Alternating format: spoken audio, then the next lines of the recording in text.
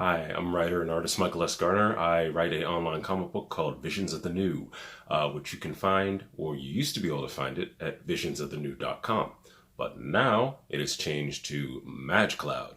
The reason why I'm changing it over to this is because of the fact that I decided to let my server run out because I wanted to change the website over. And I already have MagCloud, which you can buy a printed version of the comic book, or you can buy a digital version of the comic book. And you can do that all on the site, and you can see a free preview. Everything's in there. So if you want to check out my online comic book that I wrote, draw, created, did everything for, and I did everything for the website, but the website is currently not there, you can check that out. And today I want to do my quarantine at home video. No, just joking. All right. Yeah, a lot of us are going to be caught at home. So as of today, there's a lot of things going on where I live, and I actually live in the wonderful gaming traveling city of Las Vegas. And it's and the hit on us is getting pretty bad here right now. A lot of things are closing down now. Much like most cities, I know we're not the only ones. We're probably one of the last ones. But yeah, it's getting crazy out there. So I decided to do some more videos because something to do, and I like enjoying them. I enjoy doing them, and there are a lot of things that I was never able to do, like talk about Titans Season 2. I actually wanted to do kind of a recap video of what happened in this past season of Titans, and the new season is supposed to be premiering this fall, but I have this funny feeling, due to everything that is happening, that it will not be premiering this fall. Titans is available on DC Universe. Also, you can download it. You can download it and stream it on like Amazon and I believe iTunes and stuff like that, if that's in existence still. But you can do it on Amazon and everything like that, because I saw it on there. I saw the first season. That's my thing going off. So you can download it, whatever. You can watch it on there and stream it on there. But this is just my kind of recap review of Season 2. I never even got to do a review of Season 1. I wish I really did, because I did enjoy Season 1. I went along with the changes because they made a lot of changes to what the Titans are in the comic books. But as always said, it's come to expect it because this is a different medium. And I actually thought that the changes were a little bit shocking in some areas, but I thought that they did a good job overall. And towards the end there, it felt like the Titans, just a darker, gritty version of the Titans. And I made fun of a couple times where them just swearing way too much and just like swearing to swear, just like they do in Picard, Discovery, and so many more. But on Season 2 of Titans, though, there were a lot of big changes that happened. Couple of new characters introduced, but the most major character, well, I'll go into that after. Right now, I just want to talk about the good and the bad. I'm not going to do a character breakdown here. I'll do the character breakdown kind of with the good and the bad. And the first thing I wanted to go through was, I wish I didn't have to say this, but it's kind of a bad. And it's basically just, I still wish Hawk and Dove had their powers. In the comic books, they are the avatars of certain beings, and they have physical strength, super strength, speed, agility, all that stuff like that. So they're really superhuman. And they're significantly strong, both of them. Dove actually being stronger than Hawk. Just Hawk being more vicious. But I do love the characters that they created on this show as being Hawk and Dove without powers. They're just more big fighters and everything like that, which I think is fine, but I just don't understand the fact that if they're fighters like Batman, why are they wearing those bright colors? So, Hawk and Dove, they are so bright. It's like when there was always that funny thing about Robin. Robin is always that deflector for Batman. Batman will stay in the shadows, and then Robin will jump out with his bright suit and get shot. So that's kind of how I feel about Hawk and Dove. It's just too bright. But I do love the actors who play the roles, and I do love their version of Hawk and Dove on the Titans. But I just wish they had their powers. Second here would kind of be the Aquaman episode, which is a very, very important episode with this whole season of Titans Season 2. And a couple of things that kind of caught me off guard was, well, first of all, the Titans were getting attacked at one point in the season by Deathstroke, and they were in a car, and they didn't roll up their windows. It was like a typical horror movie thing. It's just a stupid little complaint. But I'm just like, are you serious? Roll up your damn windows. It's 2020. I know, I just had to say that. I still left it in my notes. I just had to say it. The next one would be, how the hell does a bullet by Deathstroke kill Aqualad? And by the way, killing Aqualad, why? Why? We just got introduced. Yes, it was a nice Aqualad episode. I loved it. I thought they did a good job of it. Made you care about the character within one episode. But you killed Aqualad, and you killed him with a bullet. I don't care what the hell's in that bullet.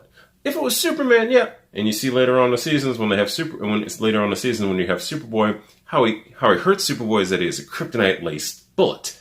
But Aqualad, how the hell are you gonna shoot him with a bullet and kill him? I don't understand that at all.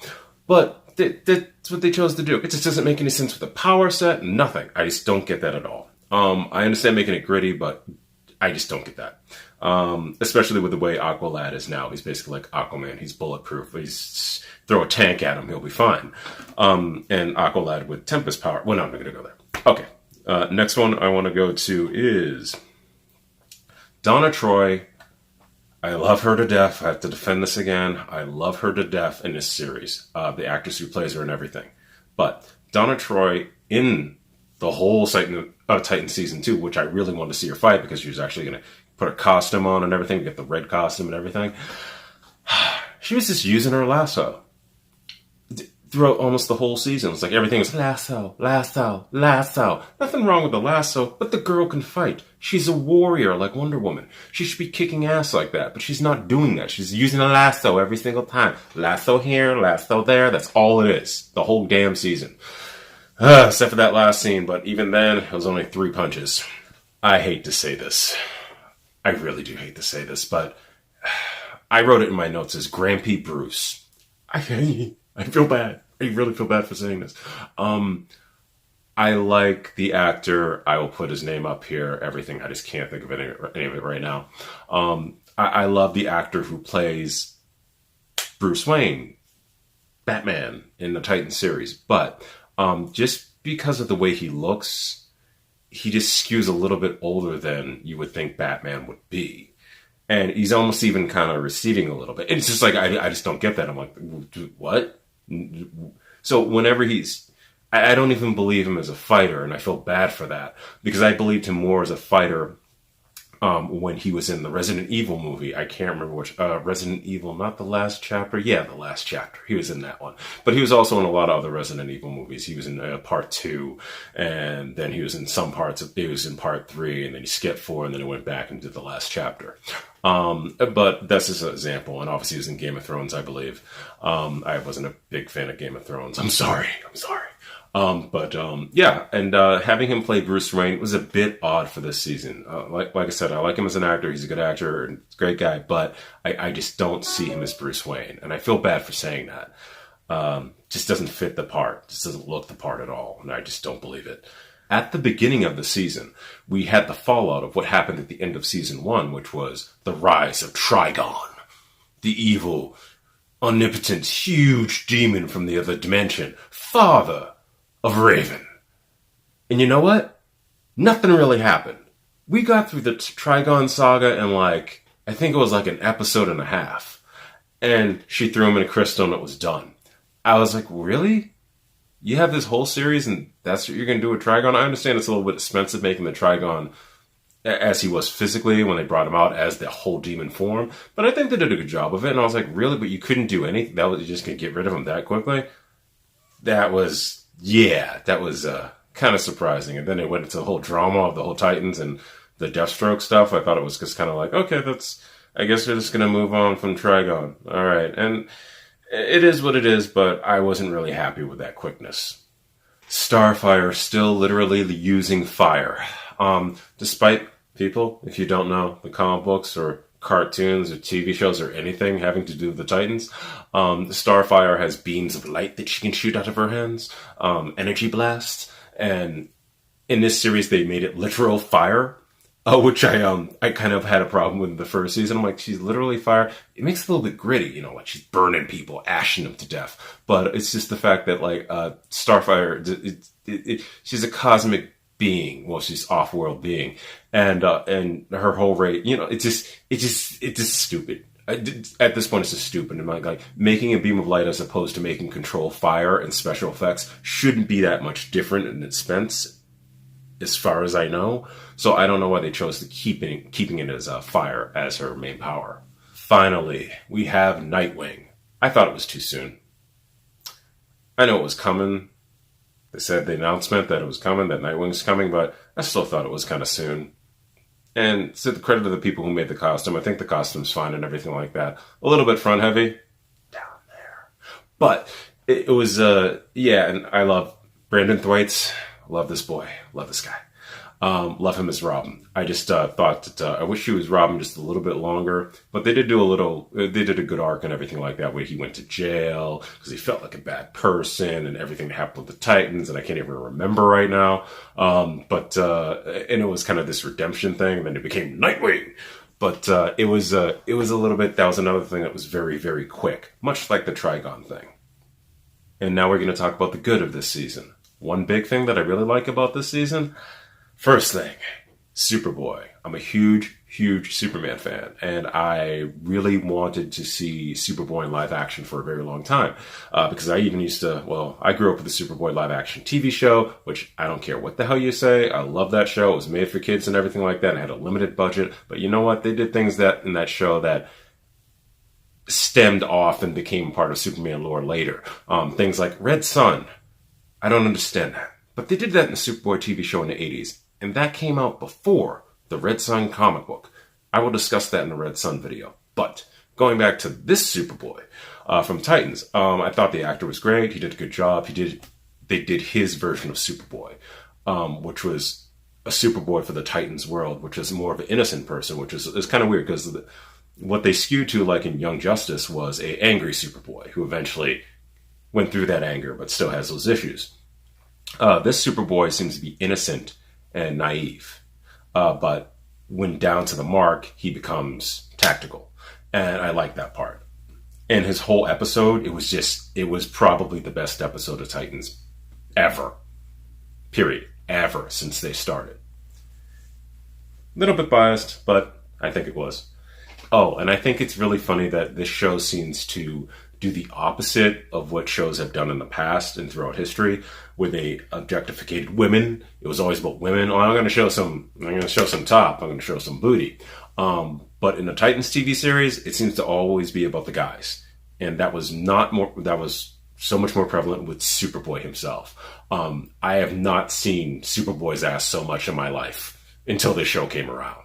It's like this whole show was revolving around Superboy's ass. When he first came in, and he was walking around naked and everything like that at the end of season 1, but that wasn't him. That was a different actor. That was just a body double. But this time, we saw him walking around all about his ass.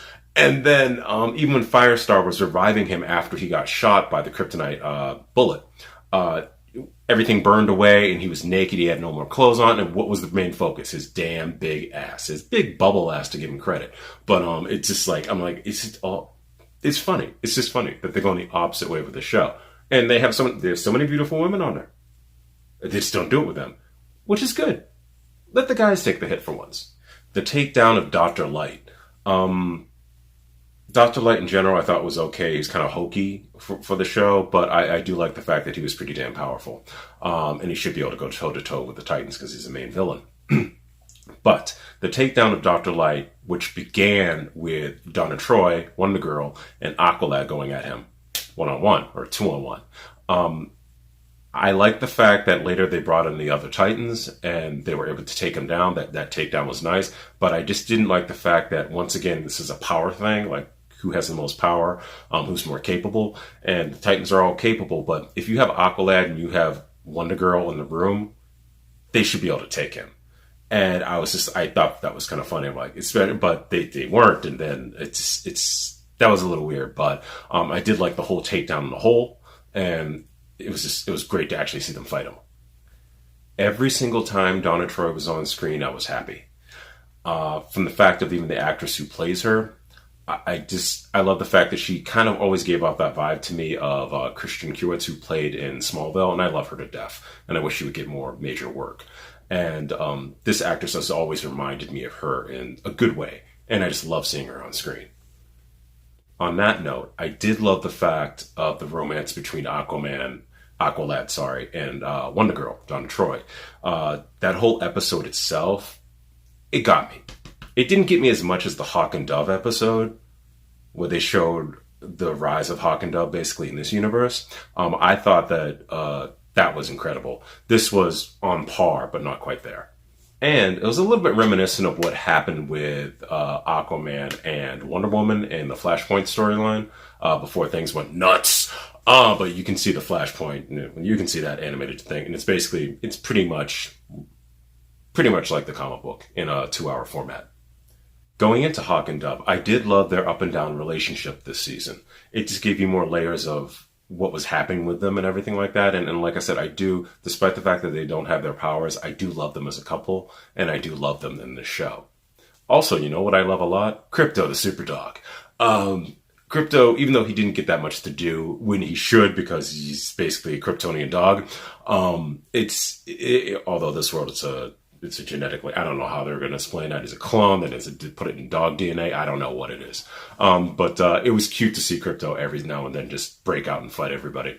Especially when Superboy was being attacked in the Superboy episode. That was cool. So another relationship I like to mention that I really did love, Beast Boy and Superboy. It was a brief relationship, their friendship, but I just love how they interacted. I love how both actors did it. And the end result happened to be a little bit sad. Then it came back later, but I do love that. Also, when Deathstroke fought Donna Troy, I thought it was a good fight, and that was one of the only fights where she actually used her hands and feet. She actually fought, like, without using that damn lasso every 5 seconds. But within the fight, I do have to give one little complaint, even though it's the good section. It's the same complaint I had with Aqualad when he got shot, and that's how he got killed. Donna Troy being stabbed in the back by Deathstroke by a weapon that isn't basically anything incredibly powerful. It's basically one of Deathstroke's swords. How the hell did that happen? And not to mention, going right to the end, how the hell did Donna Troy get killed by electricity? I don't understand that. You didn't have to kill. It did happen in the comic book where I know I always reference the comic book, but that's where they got this, and you can change it. That's perfectly fine. We all know that and everything like that. It did happen in a comic book where Donna Troy died at one point. She was fighting a rogue Superman android, but and that made perfect sense because it's a Superman android. He should be able to take her down, and he did. And almost the rest of the whole Titans. But I don't understand how a sword could stab Donna Troy. I did like, in the end, prior to Donna Troy getting killed, spoiler alert, I do like the fact that they kind of did their version of what happened in the Justice League movie fight between Wonder Woman and Superman when Superman was resurrected. But they did it with Donna Troy and Superboy. And I was like, no, you're not going to do this. And they did. They even did the headbutt. I was laughing my ass off when they did that. And I thought the fight scene was cute and everything like that. It was probably like the biggest fight scene we had all season. And last but not least, the Jericho storyline, the son of Deathstroke. And by the way, Deathstroke I thought was great. I thought the actor who plays Deathstroke, we've seen him in so many different things. I thought he did a great job with it. I thought his whole arc was nice. I do have to put him down a level in live action in comparison to the Deathstroke in Arrow. Even though, but it's a little bit hard because in Arrow, he was so integrated with the whole storyline of Arrow. But it's just a step below. But as far as like live action so far, it's been the best version of Deathstroke we've had. And his son Jericho, I thought he did an incredible job. I love this. I love this kid throughout the whole season, and it was a really sad story. And I thought that they did a great job in the story arc for this season. And in conclusion, that would be my recap and review of Titan Season 2. And basically, I liked it. I did like Titan Season 2. I know people have a little bit of problems with all the changes that they made. I still like it a lot. I'm hoping next season when they have things like Starfire and we have Blackfire come in, I hope that they... I think they'll do a good job of that. Obviously, they won't have the budget to make it so space heavy and everything like that. But... it'd be nice to see that battle and everything like that. And I really want to see Starfire let loose, like she would in the comic books, because she's a warrior, much like Wonder Woman, but from another planet. And I can't wait for season 2. I think that they've done a great job with this show. And like I said, I love the cast. I still love everybody in this cast. Love the new additions, Superboy. So I cannot wait till season 3 of Titans, and I hope you guys watch it. It's worth it. You know, DC Universe has a lot on it. I keep saying, it's not just about the original TV shows or the past catalog of TV shows that they have and everything like that. It's more about, you also get to go through all the comic books and all the communities and everything on there. I do like the DC Universe app. I'm glad I still have it. And it might be rolling over anyway into the HBO Max app, of which that'll be fine. I just hope that they keep all that content, like the comic books, because I've gone back and I read so many different comic books and everything like that for DC Universe, ones that I was never able to pick up in the stores when I was younger. So it's great to give a recap and everything. So until next time, this is a review of Titans Season 2. But until next time, my name is Michael S Garner. I write and draw and create an online comic book, which you can find here at magicloud.com, blah, blah, blah, blah, blah. All that stuff should be there. And you can get a digital version of it right on your tablet, wherever you want. Or you can actually have a printed version sent to you. And until next time, I hope you guys stay safe. It's gone crazy out there. And hopefully things don't get any worse. And hopefully we'll get out of all this very, very quickly. So until next time, have a great night.